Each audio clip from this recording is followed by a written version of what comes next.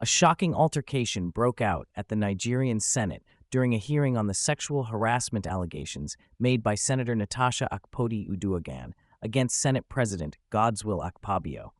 The heated exchange occurred between Senator Onyekachi Nwaibani and former Minister of Education Obi Ezekwesili, who was present at the hearing in support of Akpoti-Uduaghan.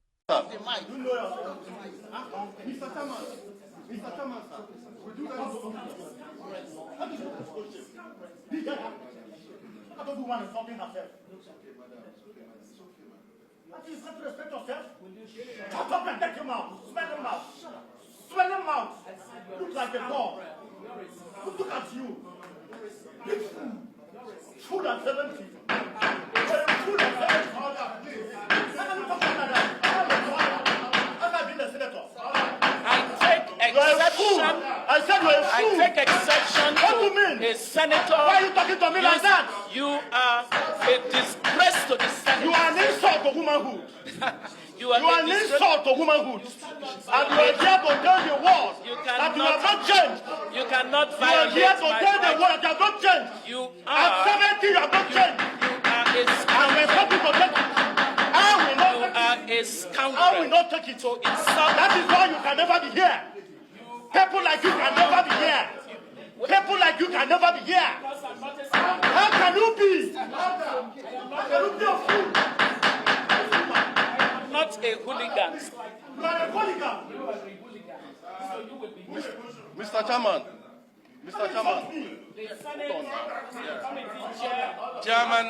Chairman of the committee.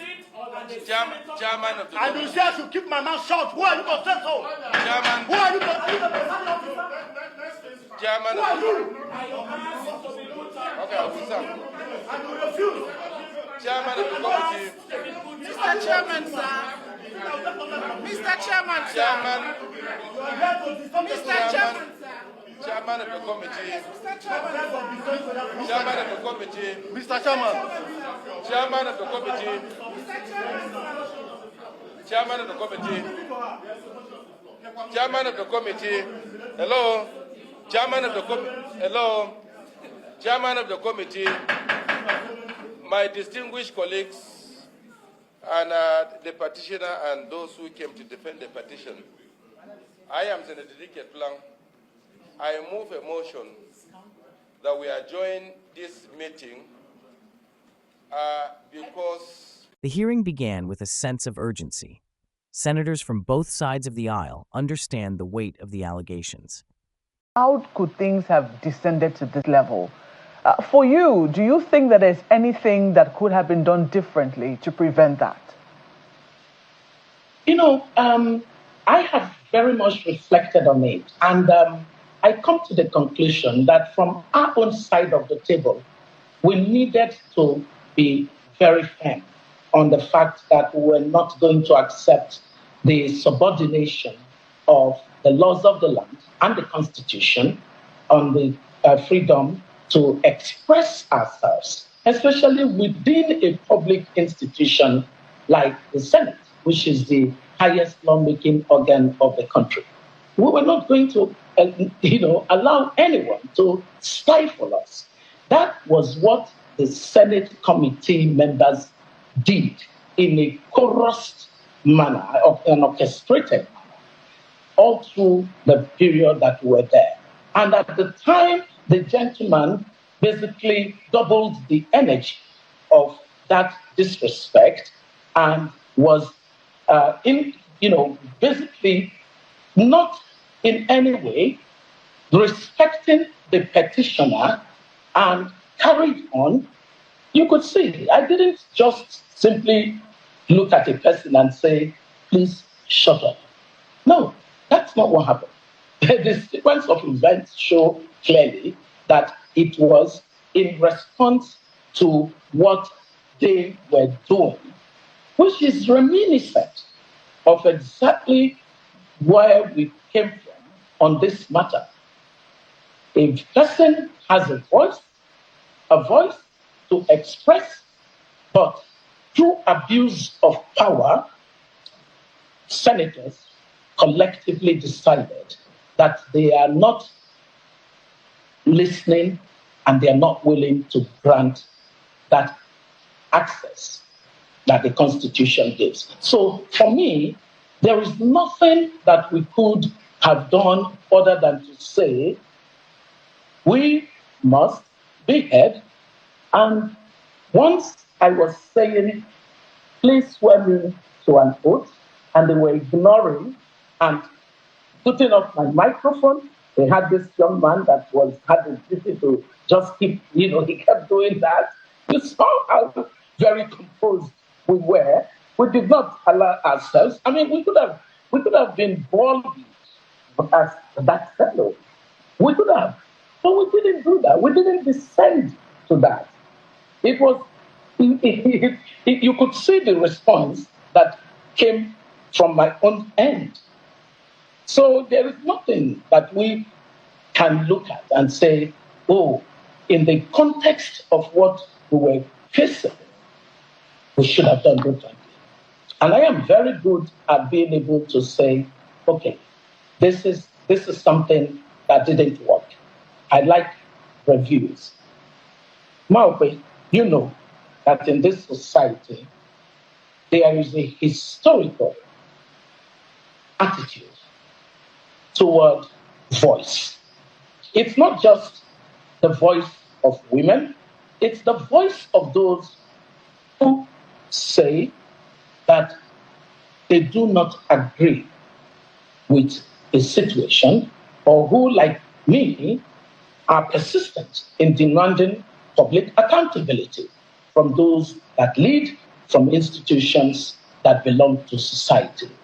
It is a historical, more or less, culture. And so that attitude pervades the way that our lawmakers are behaving.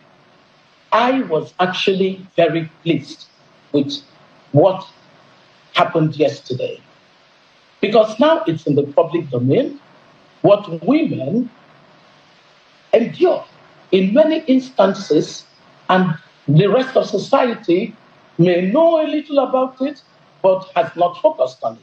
I think that it has now come to the top of our public agenda that we should not allow for a society that shuts down voices.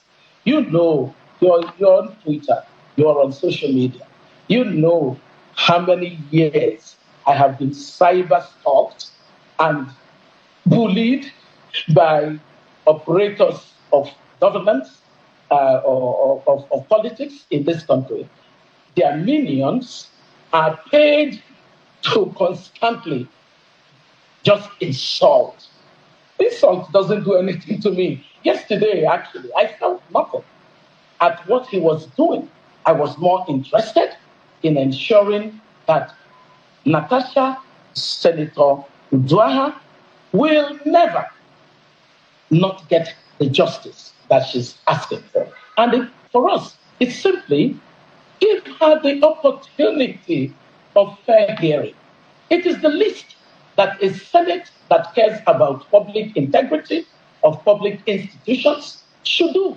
Why are the senators running away from the core and central issue? Why? Why are they doing all other things but not responding to this cry by a woman who said, this injustice shall not be sustained?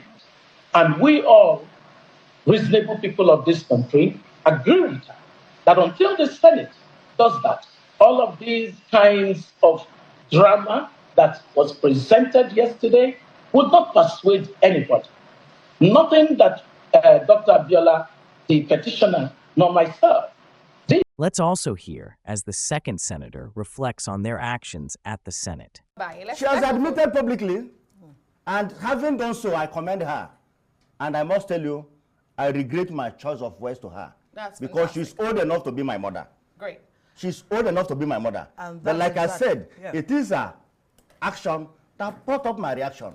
But having admitted publicly that she said so, I give it to her. That's the spirit. And you've also admitted that she's your sister. You've called her your sister twice. Of course, she is. But let's go back to this hearing. This hearing was about a fresh petition from Senator Natasha Akpoti-Uduaghan, but it ended abruptly because of a shouting match we saw earlier, No, unfortunately. it's not true. You didn't watch to the end. So what happened? We had a ruling.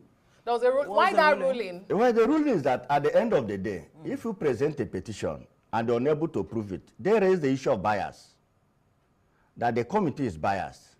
And we also looked at our rules.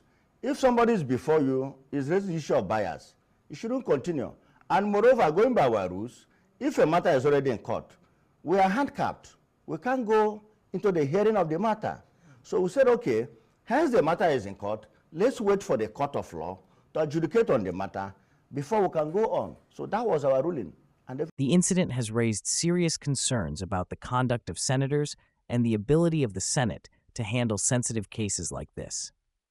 As the hearing was adjourned indefinitely, many are left wondering what's next for Akpoti-Uduaghan's allegations.